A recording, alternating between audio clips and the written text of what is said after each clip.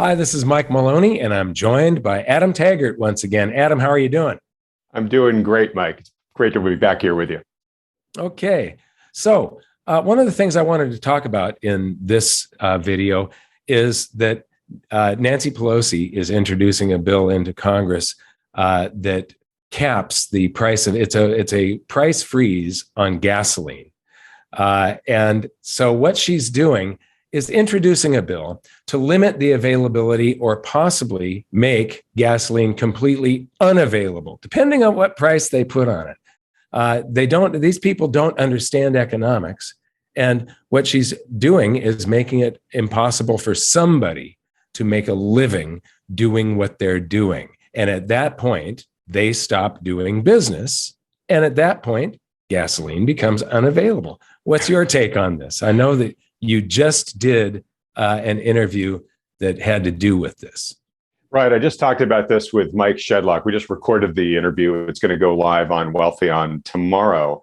But yeah, this is classic price controls, Mike. And look, before I kind of reveal some of the stuff that Mike Shedlock and I talked about, history, every time this has been tried in history, it's a colossal disaster. And I don't need to tell you that because you basically laid all this out in Hidden Secrets of Money, didn't you?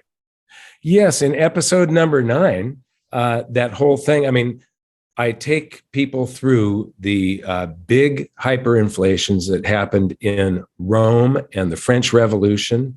And with those hyperinflations that were caused by the expansion of the currency supply, by government, those hyperinflations, each one of them in ancient Rome, Diocletian came out with the Edict of Prices, a big, huge book with every price of everything in society in it.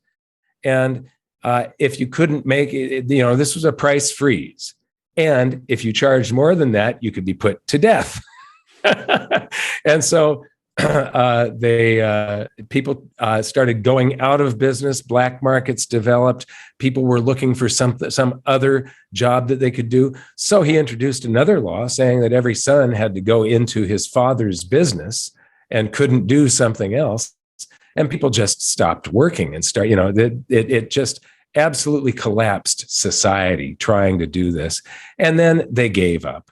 It also shows the immense inflations that they went through during this time. And then during the French Revolution, they printed 2 currencies back to back into oblivion. These are some of the first experiments. These are the first experiments in the in the West. In China, they had experimented with paper currency earlier, but these are the first paper currency experiments. They printed the currencies into oblivion, causing prices to rise, and the government blamed it on those price gougers, those speculators, those evil people that are just trying to make a living. They have to make a profit. And if costs are going up, you can't keep your prices the same. It's impossible. And so, and then Nixon tried it twice and failed both times. And so this has all of that. And I really encourage anybody to watch these and then watch Aiden and Lincoln's masterful animations. Aiden, we've got the video clip of Nixon giving his speech where he's doing the price controls, and then he fades Nixon away into the bust of Diocletian, and it's Nixon's lips on Diocletian saying the same thing 2,000 years later, and it's not going to work.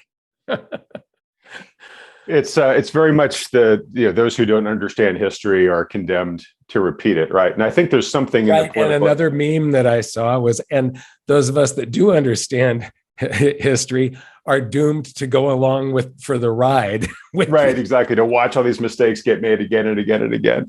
Yeah. So look, this is I think back to the old story of King Canute, right? This is kind of government doing what government does. King Canute, famous for whipping the tide because he didn't like what it was doing, had the tide whipped. Of course, it had no effect, right? But that's what our politicians tend to do, is they tend to, say that they're going to tackle some sort of problem by basically trying to remove market forces and by getting in there because they want to look like they're, quote, doing something, right, during a problem that they were caught by surprise about. And they simply end up just exacerbating the original problem much worse than that they have never gotten involved, right? So price controls around, in this case, this proposal here, right, is, hey, gas prices are now really high. Let's go after those evil oil companies who must be making, gazillions of profits unfairly on this. And interestingly, first, if you look at these companies, in many cases, their profitability, their cash flows are actually being compromised because they are experiencing additional costs inside the supply chain here, right? Whether it's additional drilling costs, whether it's labor costs, all of those are going up here. They're having to pay more to get the key supplies and sources because of shortages. So it's not necessarily like they're just having this massive windfall right now in the industry. Secondly, if you go to your local gas station and the cost of gas is whatever, I mean, here in California where I am, it's pretty darn high. It's like $6. That gas station, even though it might say Chevron, they might have a Chevron sign, it's not owned by Chevron. In most cases, this is owned by a local entrepreneur in your area. So, he's basically just trying to sell the gas for a profit, right? So if you start capping prices along the system here, you either at the end make it unprofitable for this guy to sell, and he's just going to shut the business down, and then no one's going to get any gas, right? Family. Yeah, he has to feed his family. He has to feed his family, right? Or what you're going to do is you are going to cap, further impair the profitability for the oil companies. And what they're going to do is they're going to start disinvesting in exploration and production. And so you'll be creating a supply shortage down the road, which is going to end up with what, Mike? It's going to end up in higher gas prices, right? So exactly. These are some would call them the unintended consequences. They're highly predictable though, but that's not what the folks in Washington are doing, right? They are politically trying to look like they are, quote, doing something about the problem here, but they're just going to make it worse for all of us if they're going to be able to get all this passed. Yeah, you mentioned the high cost of gasoline in California, and gasoline is heavily taxed in California. And you don't see the politicians saying, well, the price of gasoline is too high. We're going to temporarily repeal the tax that you put on gasoline so that you can have a lower price, because that is where these politicians get their paycheck, is from taxes. And they don't want to see that go away. Of course, this is that cash that they steal from us, that they then redistribute it by promising all of these fancy things. And they want to look like they're doing something, of course. Do you have any idea of what the tax is on gas? It's more than $1. I know that. I don't. But like I said, I know it's enough to get us to $6 a gallon out here, where we have, a lot of number of refineries. I mean, you would think we're close to the source of the refined gas. It should be cheap, but it's the exact opposite. So instead of punishing the retailers, the gas station owners, which are, it's your neighbor that is the gas station owner. It's not some giant corporation that, they call it in the hotel business, they call it flagging your hotel. You own a hotel, you make a contract with Hilton or, Marriott or whoever, and you get that name if you live up to certain standards. And that's exactly what the gas station business does. And so it really is your neighbor that owns that gas station, and he has to feed his family. And what he earns goes into the local economy. And so all she's doing is, this bill, it's unbelievable how stupid these people can be. And I did this episode on it, have episode 9, like I mentioned, and we talk about this, and it's happened over and over and over.